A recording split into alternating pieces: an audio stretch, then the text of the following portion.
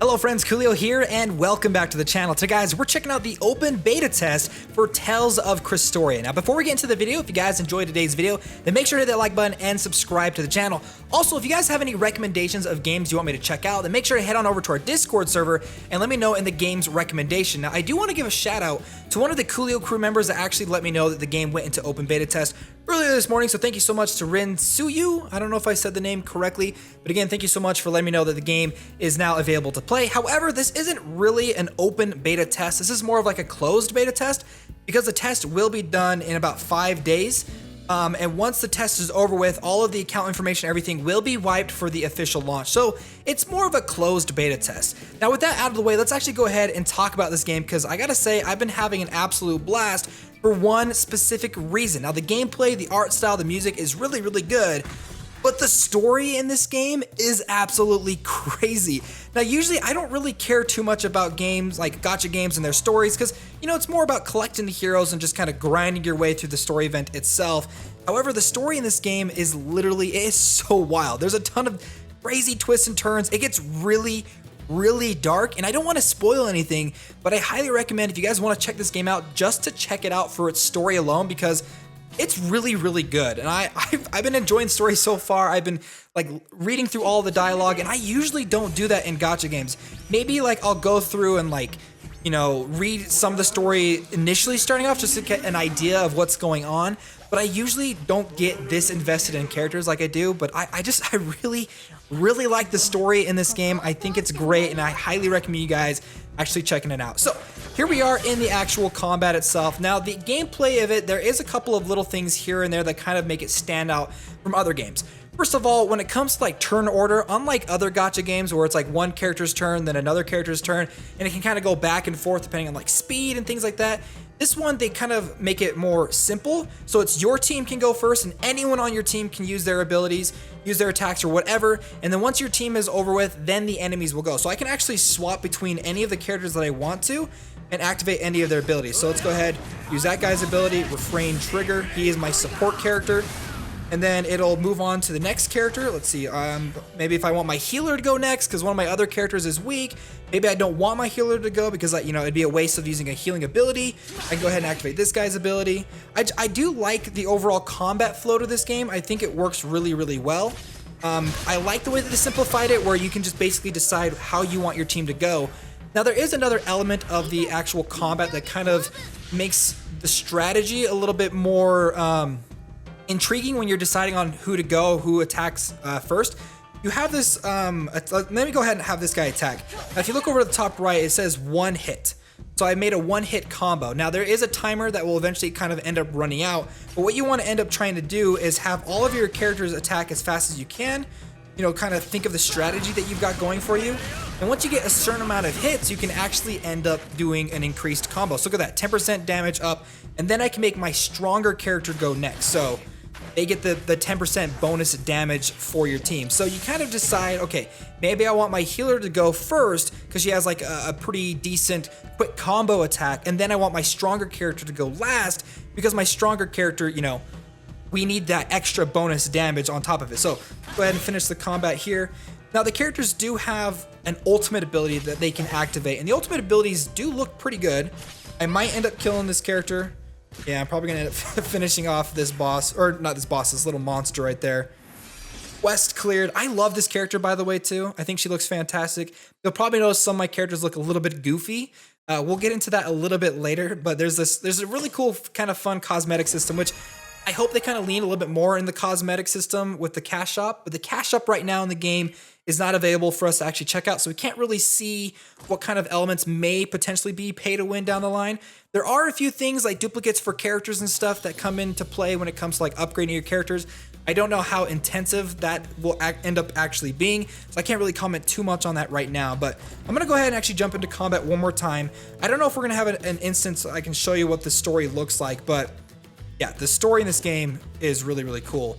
Now, before we actually get into the combat, there are a couple of things I do want to kind of show you guys right now when it comes to setting up your team. Now you do have 3 main characters that you have, and you get a support character from any of your friends that you can kind of bring on. If any of your friends have like higher level characters, you can use that to kind of progress the story a lot faster. You'll notice below them they have these stones. Those are the Memoria stones. Now you get those through the summoning as well. The summoning is a little bit weird right now on how it works, but you summon stones and then you can kind of get lucky and get characters. We'll do summons at the end of this video so you guys can kind of see what it looks like. But if you equip certain Memoria stones to certain characters, you get special boosts, special skills, special abilities, passives, and things like that. It's kind of like a very streamlined basic equipment system for those specific characters. However, you can actually use any of your leftover stones as your substones. So there is a way that you can actually increase your overall stats of everyone on your team if you have duplicates of the same type or the same element. So you'll notice like my middle row right there, they're all the same earth element. Now because I have the same earth element, I get a bigger boost to all the stats for my characters. So it is kind of a fun way to use your extra Memoria stones and kind of figure out what stats you want to use or which combos that you want to do in order to, you know, upgrade specific stats of certain characters. Like maybe some characters have lower health or have higher attack. You can kind of, you know, min-max your stats that way. I think it's kind of cool. Let's go ahead. We're going to jump into this next one, show you guys a little bit more combat. Oh, man. No. Oh, my gosh. Don't tell me. I think we might have just been kicked off the game. Let's go ahead and we're going to try it one more time. Now, this is in beta test, so like I said, there may be some issues here and there. If it's not going to let us, there we go. So I was getting a little bit worried there, but again, the game is in beta test. Things are going to change. They're upgrading and working on a lot of stuff. So I'm going to go ahead and turn on auto combat and just like kind of let my characters do their thing. You guys can see a little bit more of the actual combat itself and how the auto combat and everything's gonna kind of fill as you jump into the game. There is one little thing I do want to mention. It's just a little thing, but I actually really enjoy it so far in the game because this game has a pretty heavy emphasis on story. But you'll notice that characters actually have dialogue exchanges during combat. Now you may have 2 completely different characters on your team than somebody else, and your characters may interact and talk to each other during that combat instance. I've had, like, I thought maybe at first, oh, it was just like the main story characters talking to each other, but I ended up bringing on a support character that I didn't have yet and I haven't met in the story that like a friend of mine had, and he was communicating with my team. It was really, really cool. I liked it. I just, it's the little things that I really enjoyed. You'll notice right there, my character did activate his ultimate ability. They look really cool. They're flashy, they're kind of, you know, they're over the top. I really like the graphics of this game. This is definitely a game I'm going to be playing once the official launch happens, coming pretty soon. So I leveled up the affinity for my characters, which we'll get into a little bit because, like I said, you've noticed some of my characters look a little goofy, and it has to deal with that affinity for the characters. So we got some resources. You get potions, which you can do to level up your characters. You get gold, which is gold in this game, which you can use to buy certain resources. We're gonna go ahead and head out of this story mode right now. There's a couple of other modes you can do, like the experience quest, gold quest, limited quests, and things like that once you kind of push farther into the story. But I want to go ahead and actually talk to you guys about the characters themselves and a little function the game has called the character room. Now, this is something else that I really enjoy about this game, but you can get cosmetics and attachments and backgrounds and all this other stuff that you can do to kind of go through and customize your character. Now, you'll notice that she actually has like glasses on, sunglasses on. I even gave her a cat tail. There's a whole bunch of other little cosmetics that you can eventually end up equipping onto your character. It says you can buy them or you can unlock them by playing through the main storyline or through the exchange shop, which again, the exchange shop isn't open, so I don't know exactly how that's going to work. But I do just love all these little cosmetics that you can equip onto the character. I don't know if I've ever really seen that before in another gacha game. It's a little thing, but I really enjoy it. It's kind of fun, and I'm hoping that they kind of lean a little bit more towards cosmetics, not stat-wise when it comes to the cash shop. So like if you want to get outfits for a specific character, you can pay money to get the outfits, but the outfit won't benefit them in any kind of PvP or stat-wise. So I do like that. I really, really enjoy this whole little cosmetic thing. Now, as you go through and you level up their affinity and their skill levels, you'll be able to unlock new voice clips, new story missions, and stuff like that for each of the different characters. It's a lot of fun. I love it. It's a tiny little thing. I've been really, really enjoying it. Now, when it comes to progressing your characters, let's go ahead and dive into the progression of your characters. You can go through, you can train, you can level them up by using elixirs or potions that you get through the main storyline. Let's go ahead and just drop those. Level 21, success. Oh, another thing I really like, boom, you can see the full art for the characters. I'm a big sucker for games that have beautiful art and allow us to hide the user interface, so that is really, really nice. Another thing too is you can actually get these little skill books that you can use to level up different skills. So you may have a really good healer with a really good healing skill, but like a subpar attacking skill. You can spend a lot of your tomes, your experience tomes, on the healing ability rather than, you know, leveling up the other one. So I do like that kind of, you know, that kind of strategy to building your different characters and stuff. Now there is an interesting awakening system in this game. Now this is what I was talking about possibly using duplicates to power up your characters, and I don't know how often you're gonna have to do that, but you need to get Memoria, which you get through the summoning system, to go through and awaken the characters. Now I'm not gonna do this right now because it does consume the Memoria, at least it says so, and I don't want to do that because it's actually powering her up as like an equipment item, but I know if I go through and I awaken her, I'll be able to upgrade that specific skill and possibly unlock a new one. I'm just gonna kind of wait and hope, you know, maybe get like a duplicate of her before I go and use that awakening system. Now they did say if you actually go through, and I believe it's ascending them, once you have ascended them to the max, it actually unlocks like a much more intriguing, kind of like a skill tree thing where you can kind of do some horizontal progression for the characters.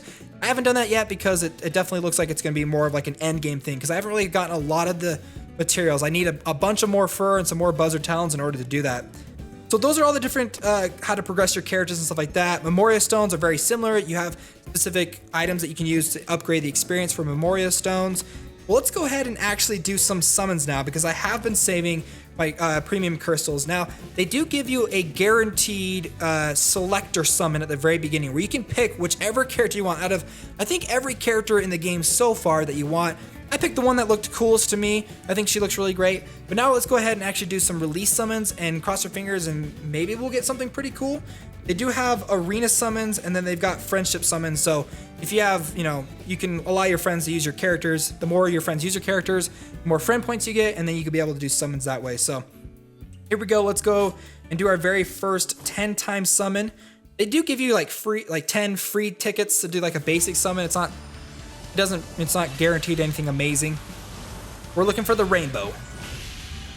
But we only got gold. It will actually turn rainbow if you get something good.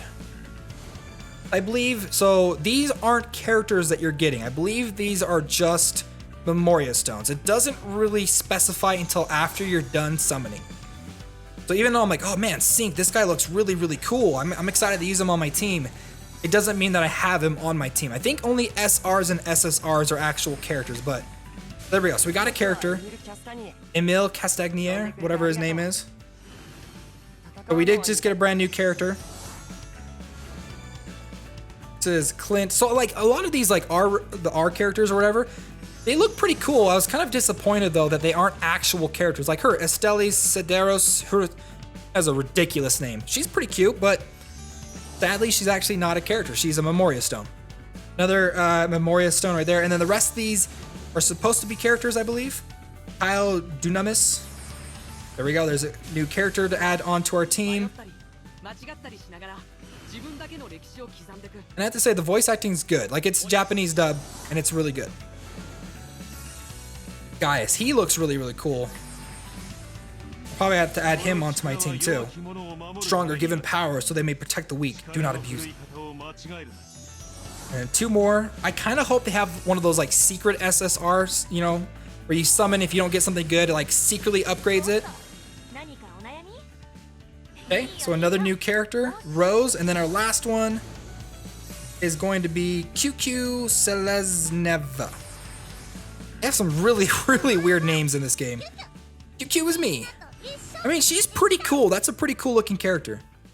So those are all the Memoria stones I ended up getting, and then those are all the brand new characters. Now I don't have enough to do, I need 150 more. I might actually have some through some of the daily missions. There are a whole bunch of like daily missions and stuff that you can get. I've only unlocked titles there. I don't think I'm gonna have enough to do it, you guys. Nope, I'm not. There you guys go, Tales of Crestoria. I think this is a pretty good game. I've been really enjoying it. I think it's a ton of fun. I'm excited for its official launch. And if you guys enjoyed today's video, then please leave a like on the channel. Also, subscribe to the channel, all that stuff. I'd really appreciate it. Thanks guys, my name's Koolio, and I'll see you next time.